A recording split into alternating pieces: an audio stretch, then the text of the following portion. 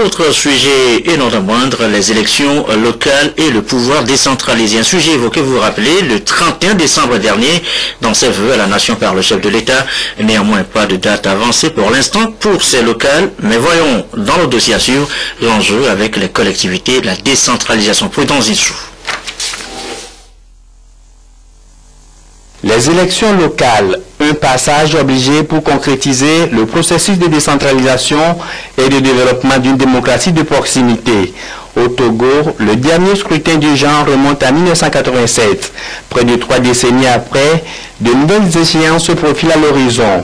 Annonce en a été faite par le chef de l'État lors de son dernier message à la population. Cette approche participative se traduit par le transfert de compétences aux collectivités locales avec de multiples avantages.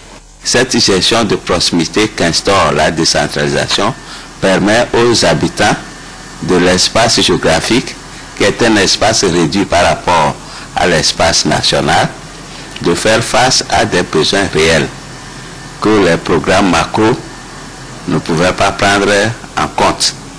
Donc les cas particuliers à chaque localité pouvaient être pris en compte par les habitants de cette localité-là.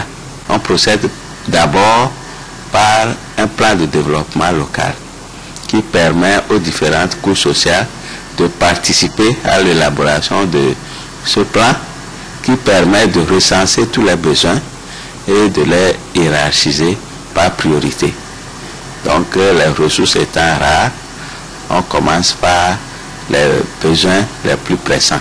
La décentralisation comporte donc des enjeux de taille que sont la participation et la responsabilisation des populations dans le processus de développement à la base. Les maires et les conseillers municipaux auront non seulement des subventions de l'État pour doter leur localité d'infrastructures adéquates, mais aussi l'appui direct des partenaires pour la réalisation des projets initiés par les populations. Mais ce transfert de pouvoir comporte des limites.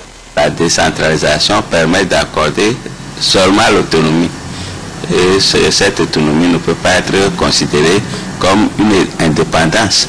Il y a certains domaines qui sont considérés comme des domaines de souveraineté dans lesquels l'État ne peut pas transférer de compétences. Il s'agit notamment de la défense, des finances, c'est-à-dire on ne peut pas demander aux collectivités territoriales de battre leur monnaie. Il s'agit également de la diplomatie, de la sécurité, de la justice, de la télécommunication. Mais l'État peut transférer des compétences en matière d'éducation, de santé, d'aménagement du territoire, de l'hydraulique, de l'assainissement, de la protection de l'environnement, des loisirs, de la culture, etc., etc. Une décentralisation réussie permettra un enracinement de la démocratie à la base. C'est surtout un baromètre qui mesure le poids réel des tendances politiques au sein des collectivités avant d'autres échéances.